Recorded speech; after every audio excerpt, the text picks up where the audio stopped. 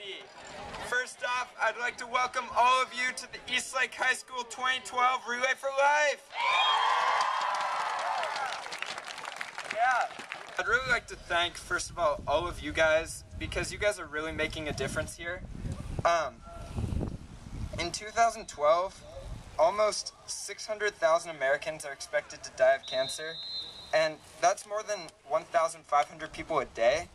And I mean, in 1977, the survival rate with cancer was only 49%, but because of all the money that events like this have been raising, that survival rate has raised up to 67%, and we hope to keep raising it.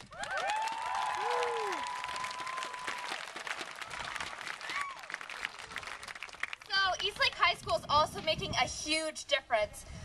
Eastlake High School last year was 5th in the nation for all youth events per capita, and that includes all high schools and colleges, and that's pretty amazing because we raised so much money. So give it up for everyone. In the last 7 years that we've had an event here at Eastlake High School for Relay, Eastlake's raised over $500,000 for the fight against cancer. That's amazing. Woo! Our goal was $100,000, which was really high, and day of we reached that goal, and then before the event we reached the goal, so we raised it to $120,000, which was crazy. We didn't quite get there. We got to $117,000, which was still amazing, and then this year we upped it again to $124,000. So that's our goal for this year. Our other goals, we wanted 65 teams and about 600 participants. So right now we're sitting at $109,207, which is crazy awesome, and we haven't even put in the money that we've raised today from cash and checks. So we hope to reach our $124,000 goal, which you can donate today before you leave. We also have 650 participants, so we reached that goal, and we have 66 teams, so we have one more team than we had planned to have. So we reached all of our goals.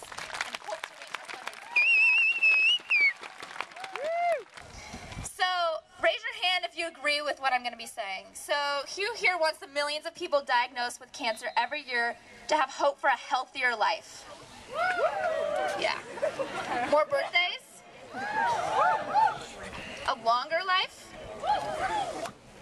A cure? So who here wants to make sure that no one ever has to face cancer alone? Thanks to all of our youth, parents, family, friends, chaperones, donors, sponsors, all of our participants, and most of all, our wonderful inspirational survivors who are here today with their dark purple shirts, we have the hope for a world free of cancer. So we now have Kira Hansen to talk about her cancer story.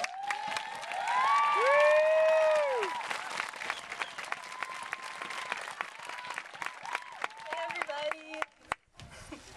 Okay, so I'm going to talk about my cancer story. I was diagnosed with cancer in around August, but my symptoms started way before that, and I had a lot of trouble with just doctors trying to figure out what I had. So around December, I had, December of 2010 I think, I had really itchy skin and I had chest pain, and so we kept going to the doctors and they said, oh, you know, you probably have allergies or something, and you know, the chest pain is probably from a cold or something.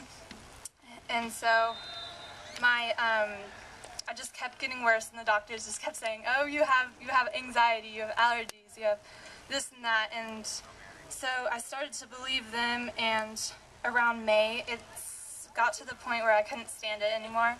And I had really itchy skin, and even my friends and my teachers were noticing that, you know, you're not yourself anymore. And so it was just a horrible time. And okay, so around like May, I went to an ER doctor, and we went with like this expectation of, okay, we're gonna find out what it is, we're gonna find out what it is.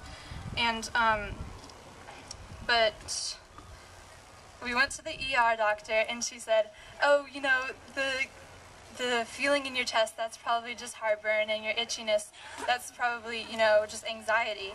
And so that's like when I knew I wanted to die. That was just the most horrible point for me. And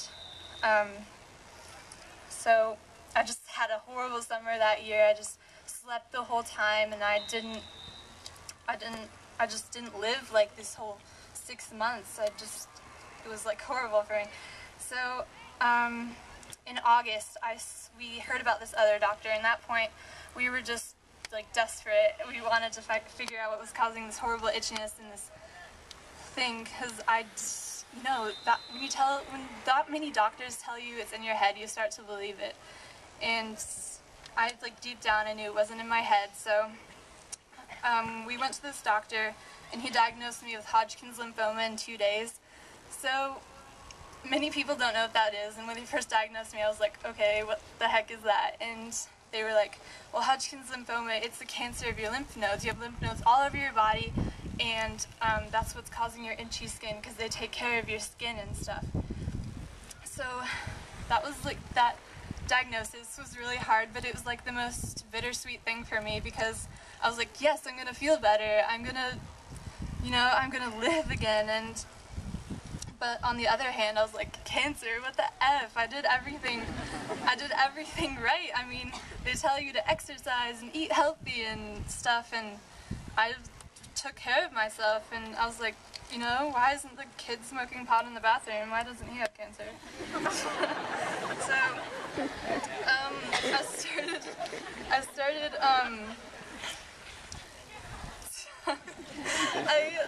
I started my 4 rounds of chemo. I started in September, and I had 4 rounds of chemo, and that went from September to November. And then I had 3 weeks of radiation after that, and that wasn't too bad. You kind of just like lay on a table, and they have beams of radiation coming at you. And so I couldn't have done this without my amazing friends and family who were there for me the whole time.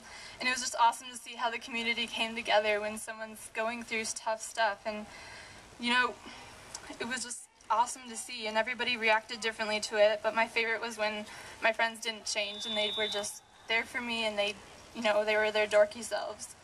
And so I started going back to high school in January, and I only went to 2 classes this year, and I only went one semester, so I'll probably just do junior year again next year, but it's fine. It's not going to matter in 10 years. But I was really surprised at how different high school was for me, and so much of the stuff that we talk about just it's not gonna matter in 2 minutes or 2 days or 2 months.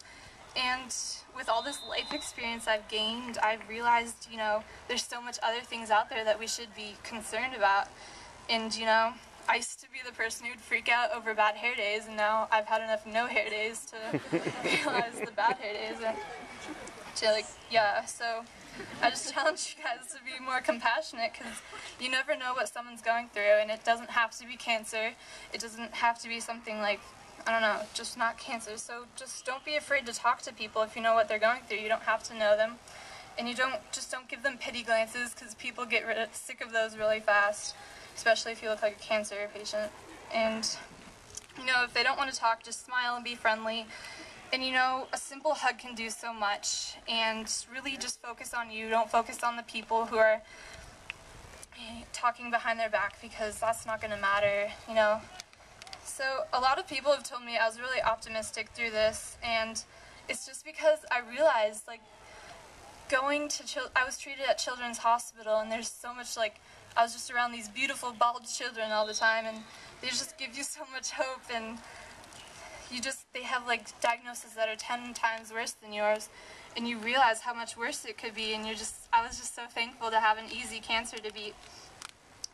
And so I'm walking today not only to raise money for cancer research, but I'm also really interested in earlier cancer diagnosis, because I met so many people who've had to suffer with their cancer for years or months, and it's just not fair to have that amount of life taken away from you. And so, yes, that's just my cancer story. Thank you, guys.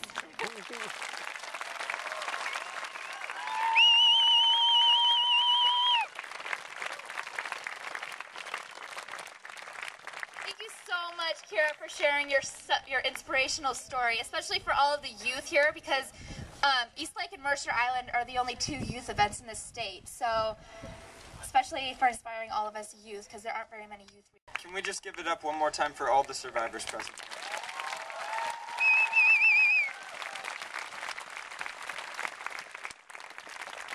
Now, before we do our survival lap, I just want to remember an often forgotten hero in a cancer patient's life, and that's the caregiver. Caregivers are people who hold the door open for a cancer patient.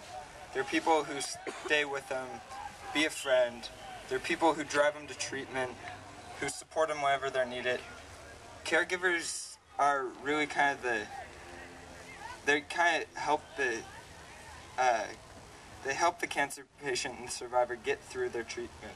And they're just as important to the process as doctors and everyone else, and they're often forgotten. So if you've ever helped a cancer patient in your life, if you've ever opened a door for them, helped them when they needed it, I'd like you to stand up, please. Here we go. And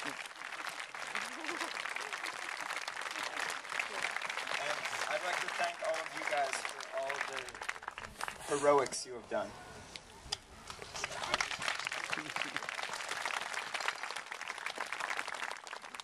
All right, so before we start our survivor lap, we would like to let you know that if you guys need anything or have any questions, ask anyone in the yellow shirt. My name's Kaylee Hansen and this is Jack Callahan. And so if you guys need anything day or night, please let us know. We're more than happy to help. We want you guys to have the best relay experience that you can possibly have. Alrighty, now we are going to do our survivor lap. So if all survivors could all step onto the track right behind me and prepare to take our lap. And if all participants could please line the track and be ready to cheer them on. Go crazy!